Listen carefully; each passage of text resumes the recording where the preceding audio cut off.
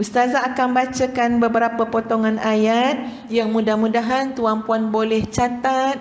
Ayat ni penting ya untuk kita selalu tadabbur, selalu jadi renungan supaya kita terjauh ya dan tidak mendekati jalan-jalan yang boleh menyebabkan kita terjebak keadaan nafsu kita ini kepada nafsu ammarah.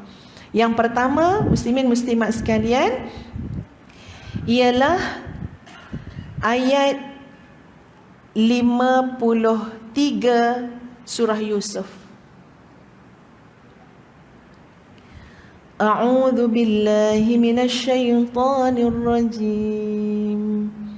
Wa ma ubarri'u nafsi inna an-nafsa la'ammaratun bis-su' illa ma rahima rabbi inna rabbi ghafurur rahim.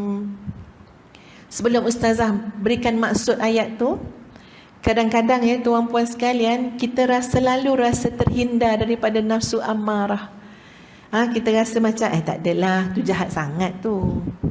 Ya, kita rasa kita ni antara mutmainnah dengan lawamah. Itu kita kita tabrir diri kita tu secantik itulah. Jadi kalau dengan lawamah, tu orang lain. Ya, itu penyangak tu. Ya, tu orang jahat tu. Tapi tuan-puan tengok Nabi Yusuf alaihissalam.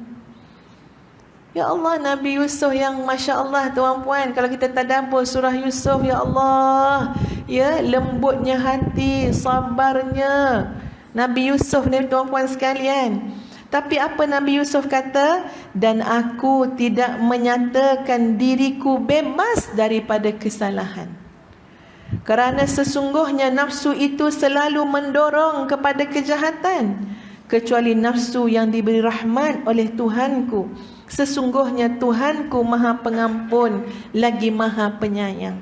Jadi kat sini kita boleh faham satu perkara. Apa dia?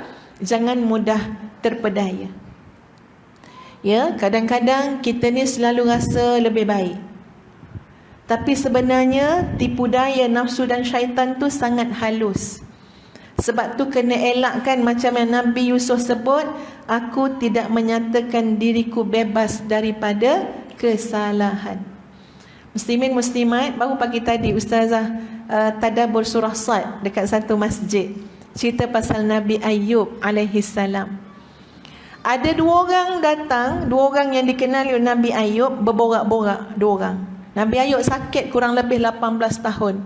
Ya, sakit kulit yang teruk. Tapi tidak sampai kepada cerita-cerita Israeliat yang mengatakan sampai bernanah, menjijikkan, tidak. Ya, kita tolak cerita-cerita yang seperti itu. Tapi ya, Nabi Ayub sakit kulit 18 tahun kurang lebih. Dua orang temannya bercakap sesama sendiri, dua orang teman.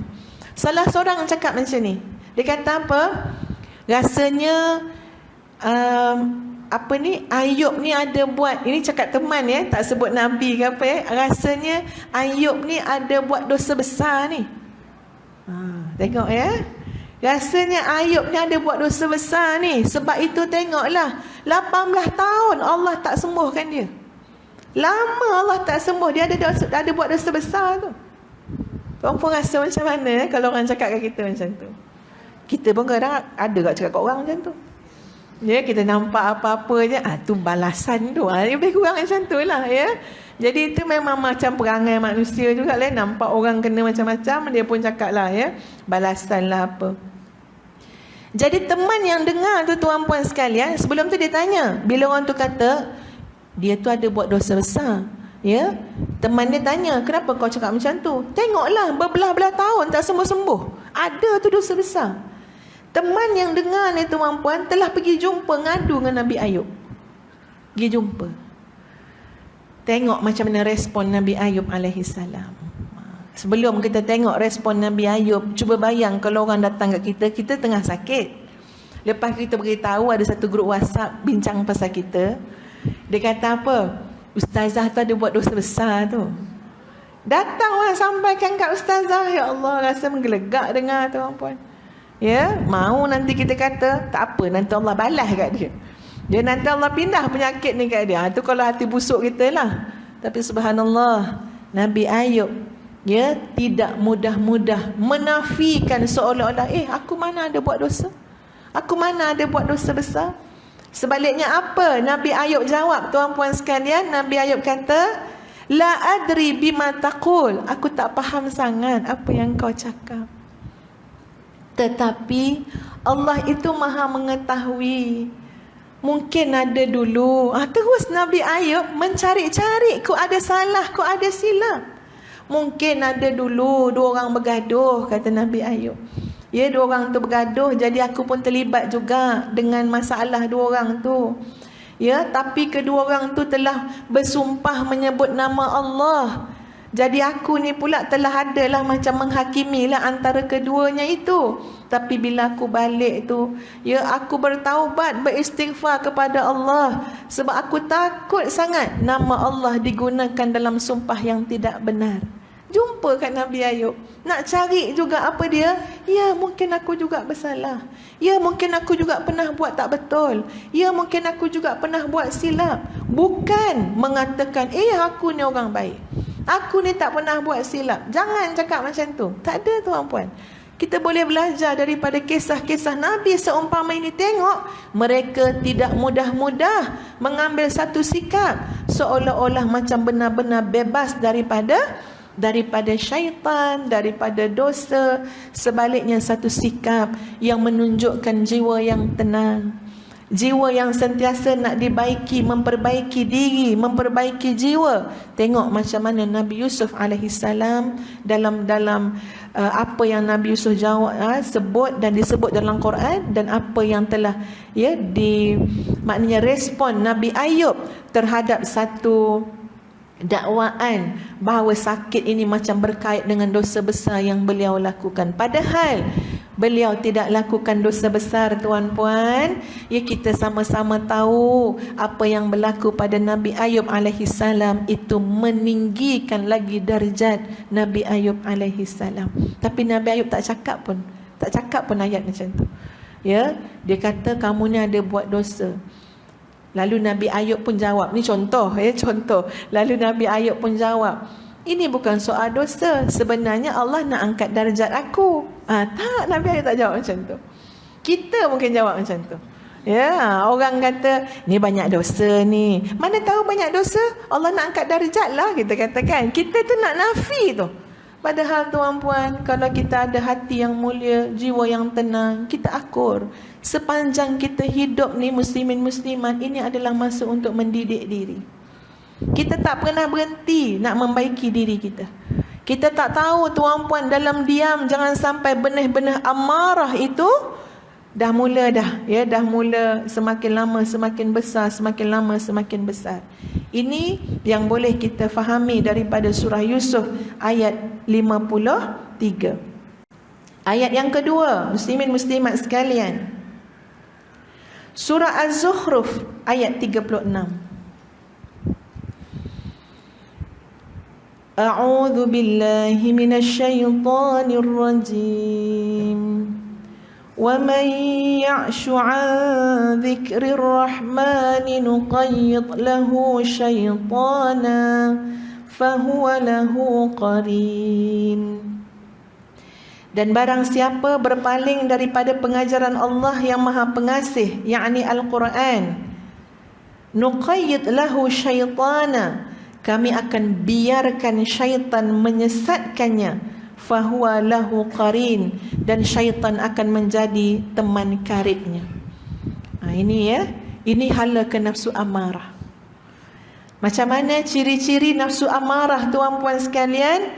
Bila berpaling daripada ajaran Al-Quran, berpaling daripada ajaran agama, dia takkan jadi lebih baik. Takkan jadi lebih baik.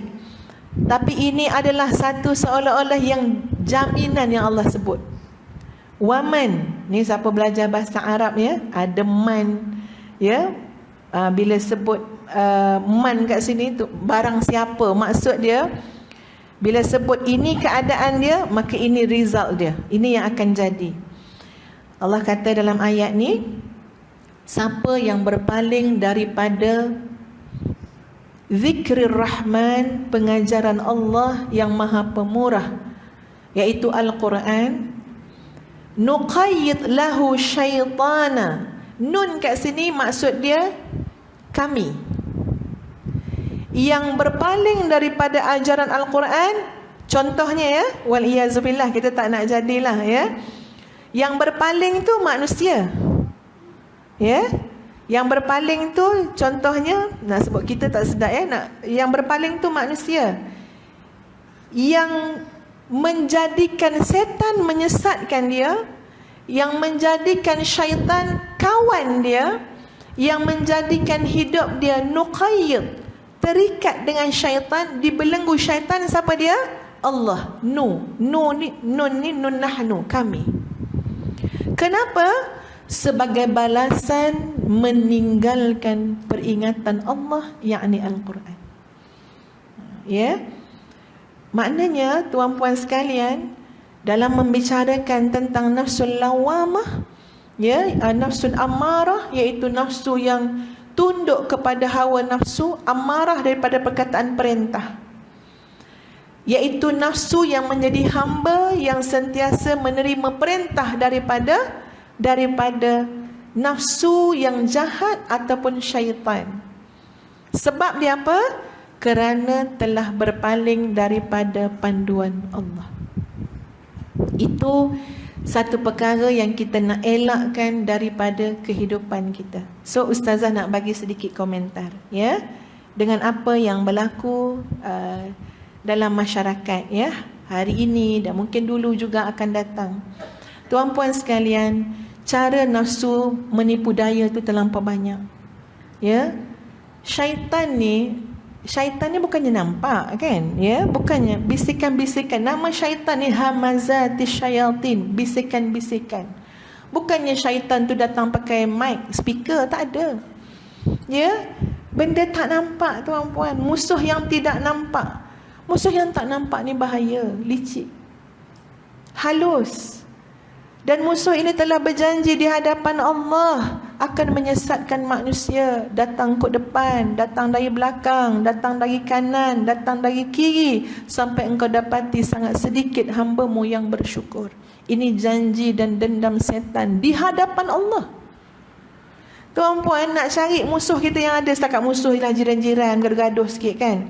Tak ada sampai berjanji depan Allah. Wahai Allah, aku berjanji. Tak ada. Ya, aku janji aku akan